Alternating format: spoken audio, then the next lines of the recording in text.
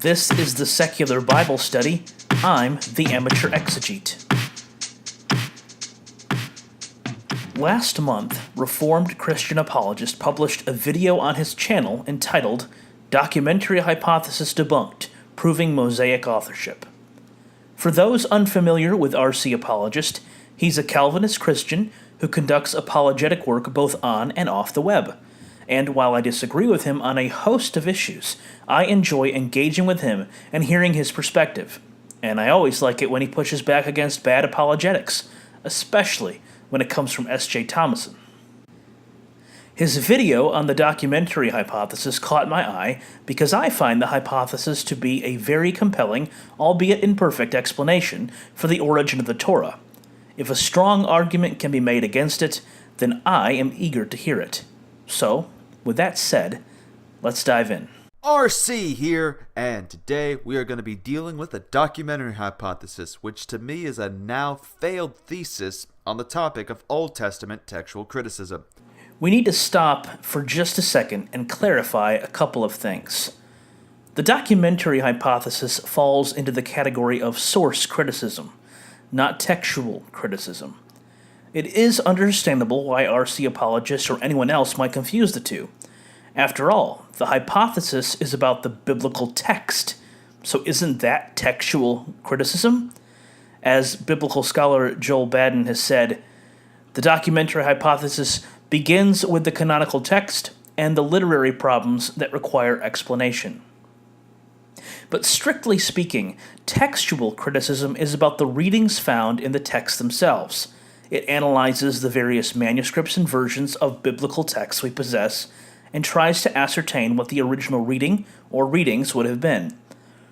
And textual criticism is, for biblical scholars, the most fundamental of all criticism, because without a text, there is nothing to analyze. Source criticism, on the other hand, in some ways tries to look behind the texts themselves to tease out any possible source material. For example, in New Testament studies, we have the synoptic problem, which is an attempt to find a solution as to why the Gospels of Matthew, Mark, and Luke appear to be so similar. They all show some kind of literary dependence, but upon which gospel or gospels? Similarly, in Pentateuchal studies, scholars recognize problems inherent in the biblical text and suggest solutions, one of which is that the author or authors utilized source material. The documentary hypothesis is one such solution. There are people today who adhere to this thesis, which states that pretty much 4 individual sources exist in which the composition of the Torah was done. That's the general gist of the documentary hypothesis. Generally speaking, there are 4 sources. The J, or Yahwist source, which in the pre-Exodus narratives routinely uses the name Yahweh, and in Genesis seems to emphasize those locations associated with what would become Judah. The E, or Elohist source, which insists upon using the name Elohim for God, and also seems to emphasize locations in what would become the northern kingdom of Israel. The D, or Deuteronomistic source, which makes up the book of Deuteronomy, and was likely originally a product of priests working in the northern kingdom. And P, the priestly source, which emphasizes Israelite religious values and rituals, and often refers to God as Elohim. There is considerable debate over when the sources were written down, as well as when they were compiled and edited. Richard Elliott Friedman, one of the most vocal proponents of the hypothesis today, has suggested the following scenario. The Yahwist source originated in the southern kingdom of Judah sometime between the 10th and 8th centuries BCE. During the same time, in the northern kingdom, a priest had composed the Elohist source. In 722, the Assyrians attacked Israel, exiling some of its inhabitants. And some invariably made their way to Judah. And it was there and then that a redactor combined the J and E sources together to make what is referred to as JE or RJE, the R standing for redactor. Most biblical scholars believe that the priestly source was composed sometime in the 5th or 6th centuries, probably after the destruction of Jerusalem by Babylon in 586. Friedman disagrees and argues that such a date is ruled out by linguistic evidence. He favors a date closer to the 8th or 7th centuries, around the time when J and E were edited together. The final main source, the Deuteronomistic source, was compiled in stages. This likely took place during the reign of King Josiah, around 622 BCE. D was originally a part of the longer Deuteronomistic history, which included Deuteronomy, Joshua, Judges, 1st and 2nd Samuel, and 1st and 2nd Kings. Then, sometime after D was completed, a redactor put together all 4 sources and formed what we know today as the Torah, or the Pentateuch. Interestingly, Friedman thinks that the redactor was none other than Ezra the scribe. So concerning where this all begins, it mostly began with a French physician named Jean Astruc with his book Conjectures on Genesis. This mostly began with him seeing the different references to God by either Yahweh or Elohim as being the work of composing the book of Moses from 2 different sources. The Yahweh references were part of the J source, or the Yahwist source, where the Elohim references were part of the E source, or Elohist source. So supposedly, 2 different groups who referred to God under a different name with different theologies in mind. Astruc's work was published in 1753, and its full title was Conjecture on the Original Documents that Moses Apparently Used in Composing Genesis. As R.C. Apologist points out, Astruc saw that in some stories, God was referred to as Elohim, while in others he was referred to as Yahweh.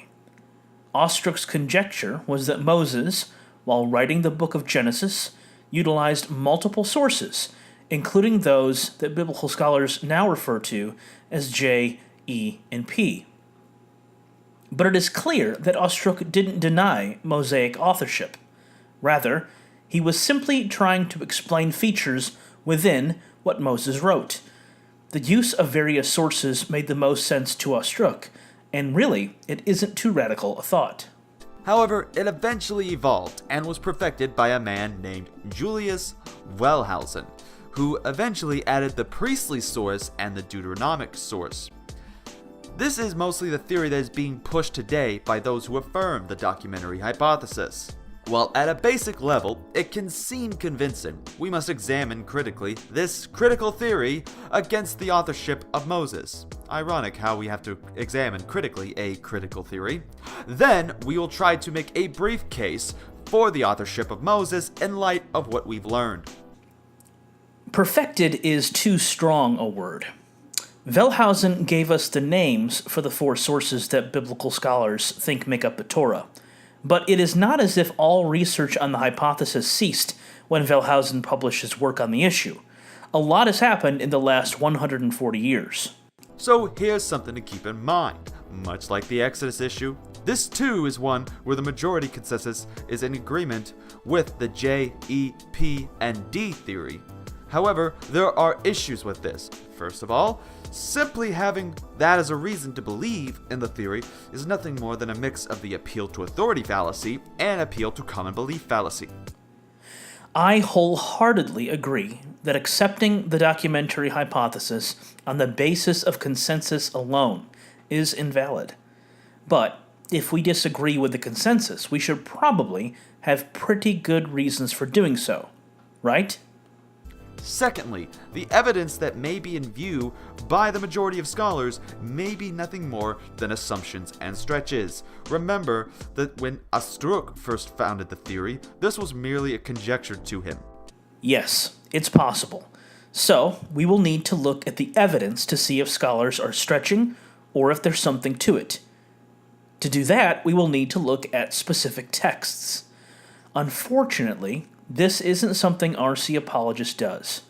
Instead of offering examples of the hypothesis at work, R.C. quotes various opponents of the hypothesis to get their analysis.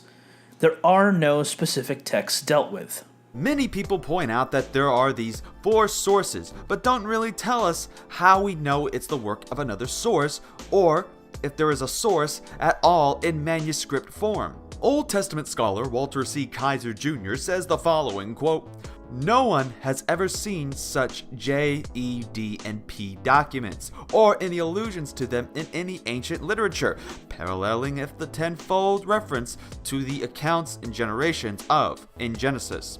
So, because we don't possess modern manuscripts that are wholly P or J or E or D, the hypothesis is invalid? So, does this mean we can reject the existence of other sources explicitly mentioned in the Bible, like the Book of Jasher, the Book of the Wars of the Lord, or the Book of the Acts of Solomon, because we possess no manuscripts of them? Surely R.C. Apologist wouldn't agree with that. Yet he continues. At least when scholars formulate theories, they do it based off actual other sources. There is zero other sources besides trying to find phrases in the biblical text. R.C. Apologist seems to be suggesting that if biblical scholars don't have an outside source to confirm the existence of the four sources that allegedly make up the Torah, then there is a major hole in the theory. The problem with this is his caricature of the documentary hypothesis generally, and how source criticism works particularly. But more on all that shortly. Even the liberal scholarship books I've read didn't pull out these sources, but instead say these are things they think are likely due to different names and supposedly different theologies in the text. R.C. Apologist mentions liberal sources that describe and defend the documentary hypothesis, but he never produces one. In the rest of the video, he never cites a single scholar who promotes or defends the documentary hypothesis. What was that about providing outside sources to promote an argument? There has been the release of a book by a Jewish scholar named Umberto Cassuto called The Documentary Hypothesis. That is old, but it has been the start of what becomes the declining of the consistency of the documentary hypothesis. The declining of the consistency of the documentary hypothesis? Huh? Before we continue, let's show how Cassuto debunks the hypothesis claims of the names of God and the literary style/vocabulary of their claims. The first is mostly dealing with the J and the E sources that say Yahweh and Elohim are from two different sources. Concerning this, Cassuto says this about the Torah and the names. Quote, "It selected the name Yahweh when the text reflects the Israelite conception of God, which is embodied in the portrayal of Yahweh and finds expression in the attributes traditionally ascribed to him by Israel, particularly in his ethical character. It preferred the name Elohim when the passage implies the abstract idea of the deity prevalent in the international circles of wise men. So just because there are different Hebrew words used to refer to God does not automatically imply that they are different names to other gods." A couple of things. First, no one is arguing that when the priestly or Elohist sources use Elohim and the Yahwist source uses Yahweh, that they are referring to two different deities. That isn't the argument. All of the sources are Jewish and reflect Jewish beliefs. And the Jews historically were henotheistic, with their God as the supreme deity, and eventually made the move to a stricter monotheism. The issue at heart is about when the divine name Yahweh was first used. According to Exodus 6:2-3, the patriarchs did not know God's name was Yahweh, but instead that it was God Almighty, or El Shaddai. But throughout the book of Genesis, it is painfully clear that they did know him as Yahweh. In Genesis 12:8, Abram pitches his tent in between Bethel and Ai, builds an altar to Yahweh, and per the text, invoked the name of Yahweh. In Genesis 14:22, Abram tells the king of Sodom that he has sworn to Yahweh, God Most High. In Genesis 15:2, Abram refers to God as Lord Yahweh. A few verses later, in verse 7, God says to Abram, "I am Yahweh who brought you from Ur of the Chaldeans." So it's clear that the patriarchs did know God by his name Yahweh.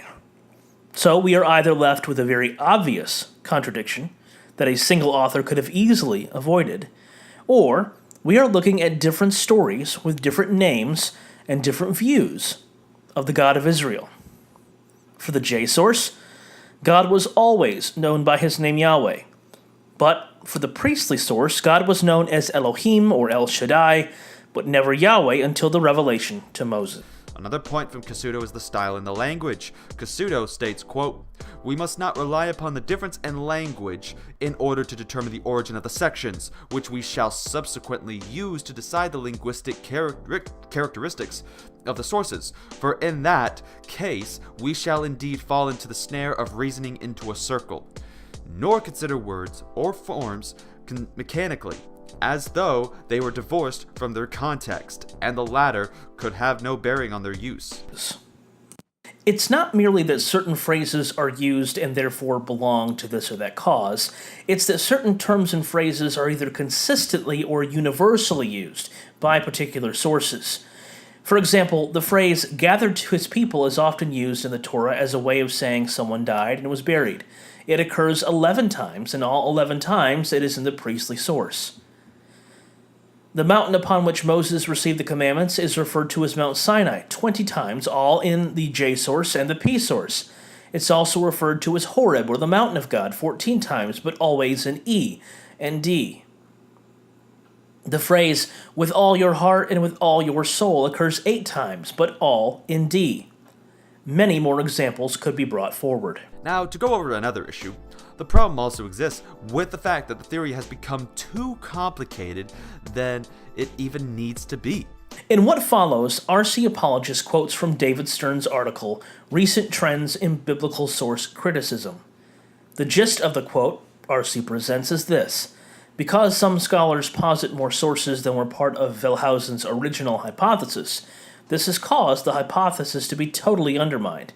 And while it is true that too complicated a thesis doesn't typically bode well for that thesis, it isn't evidence against it. For example, one source that Stern mentions is called the Grundlage, or G source. In the words of Norman Gottwald, G is an older pool of traditions that stand behind J and E. Gottwald writes, "This stock of thematically grouped traditions probably took shape in the cult, that is, formal worship assemblies, before the tribes of Israel opted for kings. Some of the differences in J and E may be due to different versions of the traditions circulating in the southern and northern regions of Israel. In any event, G would not stand for a single standard version, but would refer to a range of oral written variants within broadly fixed parameters. The G source is therefore a multitude of possible sources that stand behind the J and E sources. And this isn't all that alarming. Surely, before the sources were written down, there were oral traditions circulating upon which J and E were based. If Stern or R.C. Apologist thinks that is overcomplicating the hypothesis, the problems really may lie elsewhere." Following his citing of Stern, R.C. continues. So it gets complicated when we begin to actually narrow down our sources at this point. And while there's a majority consensus on a theory, not even that majority can reach a consensus on what sources apply to which text of the Torah. This is plainly not true. Fundamentally, adherents to the documentary hypothesis accept the 4 basic sources, J, E, D, and P. That some have posited further background sources isn't a sign of a lack of consensus on the core 4. It is simply source criticism at work, trying to get as far back as possible into the sources behind the biblical texts. We shouldn't confuse a lack of absolute agreement with a sense of consensus. Furthermore, the newer documentary hypothesis does away with all of the extra sources proposed and instead focuses in on the standard 4. Stern cites Pauline Viviano, who notes, quote, "The more sources one finds, the more tenuous the evidence for the existence of continuous documents becomes, and the less likely that 4 unified documents ever existed. Even for those able to avoid skepticism and confusion in the face of the ever-increasing number of sources, the only logical conclusion seems to be to move away from Wellhausen's documentary hypothesis toward a position closer to the fragmentary hypothesis." Viviano's point in this critique isn't to discard totally the documentary hypothesis, but to discuss some of its weaknesses. And when she writes that, in the face of the ever-increasing number of sources, The only logical recourse seems to be to move away from the newer documentary hypothesis toward a position closer to the fragmentary hypothesis. What she's talking about is not discarding the idea of sources behind the Pentateuch, but a different model for understanding how the Pentateuch came to be. In the fragmentary or supplementary hypothesis, an original source work was edited over the years till it became the Pentateuch we have today. This still leaves Moses out of the picture, a case of out of the frying pan and into the fire. Viviano also writes in that same work, source criticism and the newer documentary hypothesis should not be discarded. Rather, both need to be re-evaluated and reconceived. We are rightly admonished to exercise caution in our re-evaluation of the newer documentary hypothesis, but a wholesale acceptance of the hypothesis that ignores its weaknesses is not advisable either. Certainly, we can no longer use the hypothesis as a basis for reconstruction of the history of religious development of Israel, nor even as a basis for Old Testament theology. Still, it has made a lasting contribution to our understanding of the Bible, moving scholarship away from the naive approach to the biblical text and opening up new possibilities of meaning. It has disabused us of the notion that the Bible is through and through literal history. For these reasons alone, if for no others, source criticism and the newer documentary hypothesis merit our appreciation. That additional information gives us a slightly different viewpoint on the documentary hypothesis and the newer documentary hypothesis than either Stern or R.C. Apologist provided. Finally, on this point, ancient Near East and Old Testament scholar John D. Currid notes that, quote, very few scholars today accept the documentary hypothesis we originally formulated. The issue of authorship has become much more complex. There is, in reality, little consensus among scholars regarding who wrote what and when, even though they continue to use the acronym JEDP. So somebody can say that the majority of scholars agree on this, but at this point it's evolved to being a much more complex issue with the different hypothetical sources. Heck, there's a doubt being casted on the existence of an e-source at this point, since some of these other sources showed up. The consensus is on the existence of the sources, not on who wrote them. That's the heart of the hypothesis. And while it is true that the dating of those sources can differ, we can offer up a range of plausible dates for each source and acknowledge that there is debate over those dates. That doesn't invalidate the hypothesis. It just means that scholars aren't certain. And there is nothing wrong with uncertainty. Which means if you want to prove to me that this is going to be factual, you need to show me evidence and consistency to support the hypothesis based on actual manuscript documents of these supposed sources, as well as that your arguments can stay consistent. Again, R.C. Apologist doesn't make it plain that he has read any of the relevant literature on the topic, as he doesn't provide any citations or examples put forward by proponents of the hypothesis. All we see is commentary from its opponents. And his statement that he will only accept it if he sees manuscripts supporting it is again problematic, as we previously discussed. Does he reject the existence of the Book of Jasher or the Book of the Wars of the Lord? We have no manuscripts of those works. Does R.C. doubt their existence as well? The point is, the documentary hypothesis rests on internal textual data. Whatever sources the redactor or redactors had are long gone, but they are found in the text themselves if the hypothesis is correct. But we can tease them out by examining the text themselves. The documentary hypothesis is by no means perfect. There are issues that must be dealt with by scholars, and it is very likely that in a century the hypothesis will look very different than the one proposed today. As we are able to examine the relevant texts, increase our understanding of biblical Hebrew in all its stages, and develop new theories in source criticism, we will arrive at a better understanding of just how the Torah came together. In my estimation, R.C. Apologist has not debunked the documentary hypothesis because he hasn't actually engaged with it. Rather, he has selected those scholars with whom he already sides, those scholars that fit his position, and he has not bothered to analyze examples of the hypothesis at work. Nor has he revealed an understanding of how source criticism works. He has claimed to have dived deep into the liberal scholarship, but where are the sources? After all, aren't we supposed to be skeptical of sources for which there is no direct evidence? This is the Amateur Exegete, signing off.